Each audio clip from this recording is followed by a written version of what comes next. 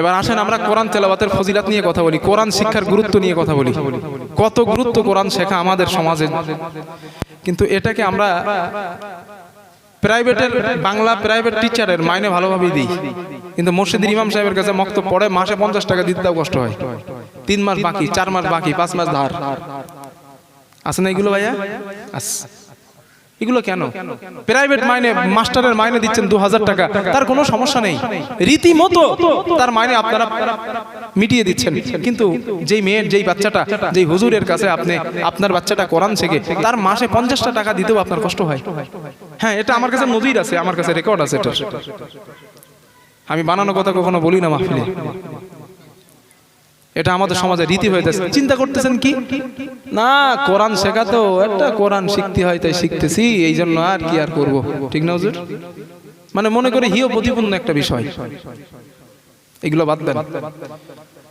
প্রত্যেকটা নরনারী ইমানদার মুসলমানের জন্য কোরআন শিক্ষা করা যেমন ফরজ, শুধু তাই না, ফরজ এটা তো একটা বিষয়, তার জীবনকে সুন্দরভাবে সুষ্ঠুভাবে পরিচালনা করার জন্য কোরআন শিক্ষা করা, কোরআনের ব্যাখ্যা করাও ফরজ। হ্যাঁ, এটাই সত্য। আপনাদের একটু বলি, আমি আমার কথার সঙ্গে আপনারা একমত হবেন আশা করি। আপনারা আমাকে জবাব দেন, বর্তমান পৃথিবীতে মুসলিম যেখানে নির্যাতন সেখানে, মুসলিম যেখানে অপমানিত সেখানে, মুসলিম যেখানে নির্যাতিত সেখানে, মুসলিম যেখানে এক্সট্রিমার অত্যাচারের এক্সট্রিমার রুল চলছে সেখানে, এটা বাস্তব না বাস্তব? জোরে বলেন। বাস্তব, একদম 100%। কেন? আজ আমার ঘরের মুসলমান সন্তানটা মোস্তান কেন? আমার ঘরের আমার ছেলে নাম আব্দুর রহমান, নাম আব্দুল করিম, নাম আব্দুল সত্তার, ওই ছেলেটা টেন্ডারবাজ, ওই ছেলেটা রাস্তায় দাঁড়িয়ে মদ খায়, ওই ছেলেটা নারীদেরকে ধর্ষণ করে, ওই ছেলেটা মিথ্যা বলে, ওই ছেলেটা চিটিংবাজি করে, কারণটা কি?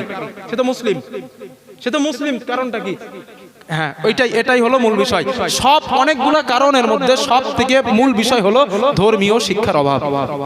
যেই ছেলেটা মদ খায়, ওই ছেলেটার কাছে খোঁজ নিয়ে দেখেন, ইসলাম সম্পর্কে 1% তার ধারণা নেই। যেই ছেলেটা টেন্ডারবাজি করে, মোস্তানি করে, ওই ছেলেটার কাছে খবর নেন, ওই ছেলেটার মধ্যে ইসলাম সম্পর্কে 1% ধারণা নেই, ওই জন্য সে করছে। যেই ছেলেটা নারীদেরকে ইফটিজিং করে, নারীদেরকে ধর্ষণ করে, ওই ছেলেটার কাছেও গিয়ে খোঁজ নেন, ইসলাম সম্পর্কে 1% তার কোনো ধারণা নেই।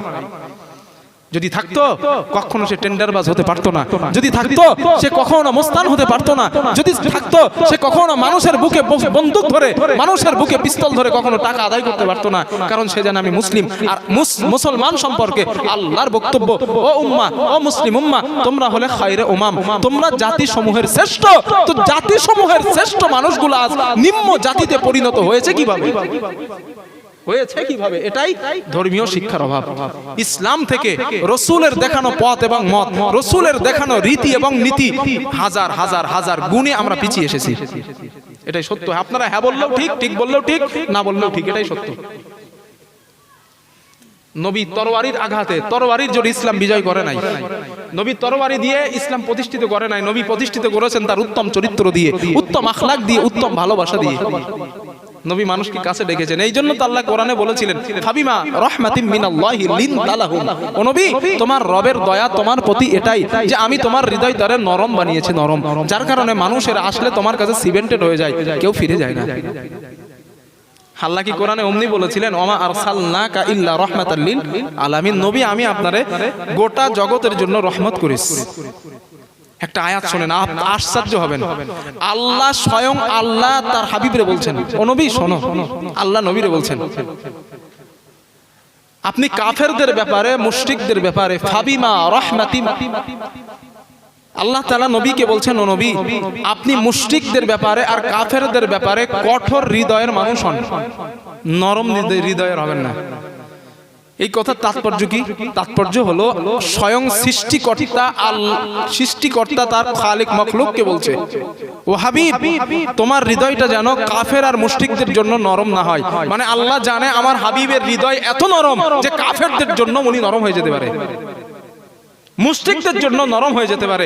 এই জন্য আল্লাহ অর্ডার করেছেন, নবী খবরদার, না না, কাফেরদের ব্যাপারে আপনার হৃদয়, তোমার হৃদয় নরম করবা না, কাফেরদের ব্যাপারে, তোমার মুশরিকদের ব্যাপারে তোমার হৃদয় নরম করবা না, এটা আমি আল্লাহর পক্ষ থেকে অর্ডার। তাহলে এই আয়াত দ্বারা বোঝা যায় নবীর ভালোবাসা আর উদারতা দিয়ে ইসলাম বিজয় করে মানুষকে জয় করেছিলেন তরবারির আঘাতে। ভাই আর সেই চরিত্র আমাদের যুবকদের মধ্যে নেই। আমরা শুধু মুখে মুখে নারায় তাকবীর আল্লাহু আকবার, স্লোগান মারহাবা বিরাট কিছু, কিন্তু অন্তরের মধ্যে সব গোবর ঢোকানো। এটাই সত্য কথা। এই জন্য ভাইরা আমার, আব্বা জানেরা আমার, সবার কাছে আমার দাবি, কোরআনটা একটু শেখেন। কোরআন হলো একটা নূর, কোরআন হলো আলো। যেই সিনাই কোরআন ঢোকে, যেই সিনাই কোরআন নূর আসে, ওই সিনা কখনো খারাপ হতে পারে না। যেই সিনাই কোরআন আসে, ওই সিনার মধ্যে আল্লাহ তাআলা আলো জ্বালান, নূর জ্বালান। এই জন্য কোরআন শেখেন। নাম্বার 1, সাইডের কথা না বলে আলোচনা করি। হাদিস নাম্বার, তথ্য নাম্বার 1, কোরআন যদি শিক্ষা করেন, কোরআন শিক্ষা করলে লাভ নাম্বার 1, প্রতিনিয়ত আল্লাহ তাআলা আপনার প্রতি দয়া, করুণা, রহমত নাজিল করবেন কোরআন যদি শেখেন। আল্লাহ রাব্বুল আলামিন বলেন, আল্লাযীনা ইয়াতলুনা কিতাবাল্লাহি ওয়া আকামুস সালাতা ওয়া আনফাকু মিম্মা রাযাকনাহুম সিররাও ওয়া আলানিয়া ইয়ারজুনা তিজারাতান লান তাবুর লিইওয়াফিয়াহুম উজুরাহুম ওয়া ইয়াজিদাহুম মিন ফাদলি। জোরে বলেন আল্লাহু আকবার। আল্লাহ রাব্বুল আলামিন বলেন, আমার ঈমানদার বান্দা, যেই মানুষটা কোরআন তেলাওয়াত করলো, নামাজ আদায় করলো, এবং আমি আল্লাহ তাকে যে অর্থ দান করলাম, সম্পদ দান করলাম, ওই অর্থ সম্পদ আমি আল্লাহ রাস্তায় গোপনে এবং প্রকাশ্যে ব্যয় করলো। আল্লাহ বলেন, ওরা এমন একটা ব্যবসার আশা করলো, যেই ব্যবসায় কখনো লস হয় না, লাভ আর লাভ। আমরা জানি দুনিয়ায় ব্যবসা মানে লাভও আছে, লসও। কিন্তু আল্লাহ বলে, না না বান্দা না, যারা কোরআন তেলাওয়াত করলো, নামাজ পড়লো এবং দান করলো, ওরা এমন একটা ব্যবসার আশা করলো, যেই ব্যবসায় কখনো লস হয় না। আল্লাহ বলেন, সেটা কেমন ব্যবসা শোনো। নামাজ পড়ার কারণে, কোরআন তেলাওয়াত করার কারণে, আমি আল্লাহ রাস্তায় গোপনে প্রকাশ্যে দান করার কারণে আমি প্রতিনিয়ত তাদের প্রতি রহমত, করুণা, দয়া নাজিল করে দেই। জোরে জোরে বলেন সুবহানাল্লাহ। যেই বান্দাটা দুনিয়ায় আল্লাহর দয়া পেল, ওর থেকে সাকসেস ব্যবসায়ী আর কেউ হতে পারে না। যেই বান্দাটা দুনিয়ার জমিনে আল্লাহর করুণা পেয়ে গেল, ওর মতো সাকসেস ব্যবসায়ী আর কেউ হতে পারে না। যেই বান্দাটা দুনিয়ায় প্রতিনিয়ত আল্লাহর রহমত পেয়ে গেল, ওর মতো সাকসেস ব্যবসায়ী দুনিয়ার আর কেউ হতে পারে না, এটাই নিশ্চিত। এই জন্য কোরআন পড়েন, আল্লাহ দয়া করবেন, করুণা করবেন, রহমত করবেন। ফজিলত নাম্বার 2, হাদিস নাম্বার 2, কোরআন তেলাওয়াত যদি আপনি করেন, আপনার লাভ কি? আল্লাহর নবী বলেন, ক্বালা রাসূলুল্লাহ সাল্লাল্লাহু আলাইহি ওয়াসাল্লাম, রাসূলুল্লাহ সাল্লাল্লাহু আলাইহি ওয়াসাল্লামের বর্ণনা, আল্লাহর নবী বলেন, মাসালুল মুমিনিল্লাযী ইয়াকরাউল কুরআন, যেই ইমানদার, যেই মুসলমান নিয়মিত কোরআন তেলাওয়াত করে, আল্লাহর নবী বলেন, আমার সাহাবারা শোনো, তার দৃষ্টান্ত হলো কামাসালিল উতুরুজ্জা, মিষ্টি কমলা লেবুর মতো তার দৃষ্টান্ত। সুবহানাল্লাহ বলেন। মিষ্টি কমলা লেবুর মতো তার দৃষ্টান্ত। আল্লাহর নবী কমলা লেবুর কথা কেন বললেন? আল্লাহর নবী বলেন, রিহুহা তাইয়িবুন ওয়া তা'আমুহা তাইয়িবুন, যেই কমলার স্বাদ অনেক সুন্দর, যেই স্বাদ অনেক মিষ্টি, যেই কমলার ঘ্রাণ অনেক সুন্দর। আল্লাহর নবী বলেন, ও আমার সাহাবারা, যেই ইমানদার, যেই মুসলমান, আমার উম্মত নিয়মিত কোরআন তেলাওয়াত করলো, আল্লাহর কাছে তার দৃষ্টান্ত মিষ্টি কমলা লেবুর মতো হয়ে যায়। এরপরে আল্লাহর নবী বলেন, ওয়া মাসালুল মুমিনিল্লাযী লা ইয়াকরাউল কুরআন, যেই ইমানদার, যেই মুসলমান কোরআন তেলাওয়াত করে না, আল্লাহর নবী বলেন, তার দৃষ্টান্ত কেমন তোমরা জানো? সাহাবারা বলেন, হুজুর কেমন? আল্লাহর নবী বলেন, কামাসালিত তামরা, খেজুরের মতো। খেজুর তো চিনি আমরা সবাই। নবী খেজুরের কথা কেন বললেন? আল্লাহ নবী বলেন খেজুর খেতে স্বাদ লাগে কিন্তু খেজুরের কোনো সুঘ্রাণ নেই। আল্লাহর হাবিব বলেন ওই ইমানদারের ঈমান থাকার কারণে আল্লাহর কাছে তার স্বাদ আছে, কোরআন না পড়ার কারণে আল্লাহর কাছে ওই ইমানদারের কোনো ঘ্রাণ নেই। আল্লাহ যেন আমাদের মিষ্টি কমলা লেবুর মতো ইমানদার হবার তৌফিক দেন, বলেন আমিন। আল্লাহ আমাদের কোরআন তেলাওয়াত করার তৌফিক দেন, বলেন আমিন। হাদিস নাম্বার 3, কোরআন তেলাওয়াতের ফজিলত লাভ কি? আল্লাহর নবী বলেন ক্বালা রাসূলুল্লাহ সাল্লাল্লাহু আলাইহি ওয়াসাল্লাম, রাসূলুল্লাহ সাল্লাল্লাহু আলাইহি ওয়াসাল্লামের বর্ণনা আল্লাহর নবী বলেন ইন্না লিল্লাহি আহলিনা মিনান নাস।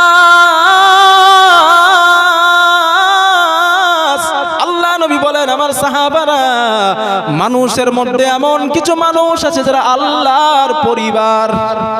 সুবহানাল্লাহ বলেন আল্লাহর পরিবার, আল্লাহর পরিবার।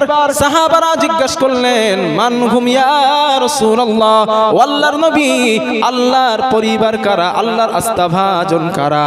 আল্লাহর নবী জবাব দিলেন সাহাবারা শোনো, আহলুল কুরআন হুম আহলুল্লাহ ওয়া খাসাতুহু। আল্লাহর পরিবার হলো দুনিয়ায় তারা কোরআনুল কারীম তেলাওয়াত করে যারা। চিন্তা করেন তো একবার, আল্লাহর পরিবারের সদস্য কোরআন পড়লে। মুখ্যমন্ত্রীর ভাই বসেন একটা অভিষেক ব্যানার্জি, এখন উনি যদি আপনাদের এলাকায় যদি কোনো দোস্ত থাকে, উনি ঘুরতে এসেছেন দোস্তর বাড়ি, একটা এক্সাম্পল আর কি, তো ওনার সঙ্গে প্রশাসন থাকবে না? নিশ্চিত। কেন? পরিবারের, মুখ্যমন্ত্রীর পরিবারের সদস্য ভাইপো। তার মর্যাদা সীমিত কয়েকজন মানুষের মুখ্যমন্ত্রী হবার কারণ, মুখ্যমন্ত্রীর পরিবারের লোক হবার কারণে যদি তার সঙ্গে প্রশাসন থাকে, তার সম্মান মর্যাদা এত হয় দুনিয়ার জমিনে, আল্লাহর পরিবারের সদস্য যারা কোরআন তেলাওয়াত করে ওদের ইজ্জত কতটা। এই জন্য ভাইরা বলছি, ভাইরা আমার, আল্লাহকে ওয়াস্তে একটু কোরআন তেলাওয়াত করেন। যারা কোরআনটা জানেন না একটু কোরআন পড়েন। বিকাল বেলা চায়ের দোকানে না বসে, বাজারে ঘাটে সময় নষ্ট না করে মক্তবে একটু যান। মক্তব আছে, একটু মক্তবে যান, একটু হুজুরের কাছে যান, ইমাম সাহেবের কাছে, হুজুর আমি কোরআন জানি না, আমাকে একটু কোরআনটা শিখিয়ে দেন। ভাসবেন আর কতদিন? মুখের দাড়ি তো সাদা হয়ে গেছে, অনেকের দাড়ি ছিল না, এখন দাড়ি উঠে গেছে সাদা হবার লাইনে। আমার জীবনে ছোটবেলার অনেক কথা মনে পড়ে। হাফ প্যান্ট পরে আম্মা স্কুলে পাঠাইতো, স্কুলে না গিয়ে বন্ধুদের সঙ্গে ক্রিকেট খেলতাম, সে কথা আমার এখনো মনে আছে। এখন আমার মুখের দাড়ি বড় বড় হয়ে গেছে, লোকে দেখলে চাচা বলে। এই জন্য বলছি সময় নষ্ট করেন না। আপনার জীবনের সব থেকে মূল্যবান সম্পদের নাম হলো সময়। সব থেকে মূল্যবান সম্পদের নাম সময়, আল্লাহর দেওয়া সব থেকে মূল্যবান সম্পদের নাম সময়। রাত 12টার সময় আপনার ঘড়িটা একটা ঘন্টা দেয়, ঘন্টা দিয়ে বলে আল্লাহর বান্দা তোমার জীবন থেকে একটা ঘন্টা সময় কেটে নিলাম। রাত 2টার সময় একটা ঘন্টা দেয়, বলে তোমার জীবন থেকে 2টা ঘন্টা সময় কেটে নিলাম। মানুষ বলে মানুষের হায়াত বাড়ে না, হায়াত বাড়ে না, হায়াত কমে। এটা মিথ্যা। হায়াত কমে, মানুষের বাড়ে না। মানুষের হায়াত কমে যাচ্ছে প্রতিটা সেকেন্ডে। ইবনে কাইয়িম রাহমাতুল্লাহ আলাইহি উনি একটা ওনার কিতাবে লিখেছেন, চমৎকার একটা কথা লিখেছেন, মা মাদা ফিদ দুনিয়া আহলামুন ওয়া মা বাকিয়া মিনহা আমানি ওয়াল ওয়াক্তু বাইনাহুমা দাঈউন। উনি বলেন পৃথিবীর মানুষ, আমার জীবন থেকে যে অংশটা চলে গিয়েছে এটা আমার জন্য একটা স্বপ্ন। ওয়া মা বাকিয়া মিনহা আমানি, যেটা ভবিষ্যতে আছে এটা একটা আকাঙ্ক্ষা। ওয়াল ওয়াক্তু বাইনাহুমা দাঈউন, দুইয়ের মাঝখান দিয়ে সময় সব চলে যাচ্ছে, সব চলে যাচ্ছে, সব চলে যাচ্ছে। ومن يسعى في الدنيا يكن مثل قابض على الماء خالته فروض الأصابع। ইবনে কাইয়িম রাহমাহুল্লাহ বলেন, আমার আর তোমার অবস্থা কেমন জানো? হাঁটু পর্যন্ত পানিতে নেমে 2 হাত দিয়ে পানি খামচে ধরেছি, ওই পানিটা প্রত্যেকটা পানি আঙ্গুলের ফাঁক দিয়ে খেয়ানত করে চলে গেছে। তোমার আর আমার অবস্থা ঠিক এমনটাই। আমরা দুনিয়ার অর্থ সম্পদ টাকা পয়সা 2 হাত দিয়ে ধরতেছি, পানির মতো খেয়ানত করে চলে যাবে। মালাকুল মউত সময় মতো আমাদের কাছে হাজির হবে। কি কথা বলে গেছেন তিনি, ও পৃথিবীর মানুষ। এই জন্য আব্বা জানেরা সময় নষ্ট হয়ে গেছে অনেক। কোরআন জানেন না, একটু শিখতে যান। চায়ের দোকানে বসে অন্যের সমালোচনা না করে একটু যান, কোরআনটা শিখেন। জীবনও বাঁচবে, পরকালটাও বাঁচবে। আমি কথাগুলো খুব মন থেকে বলছি, একদম আবেগ নিয়ে কথাগুলো বলতেছি। আজ আমি আপনাদের কাছে আজ জলসা করতে আসিনি, নসিহত করতে এসেছি। মনে করেন আপনাদের ক্লাস নিতে এসেছি, আমি ক্লাসে বসে আছি, আমরা এখন এই মনে করে বসেন, এটা জলসা মাহফিল মন থেকে ছেড়ে দেন।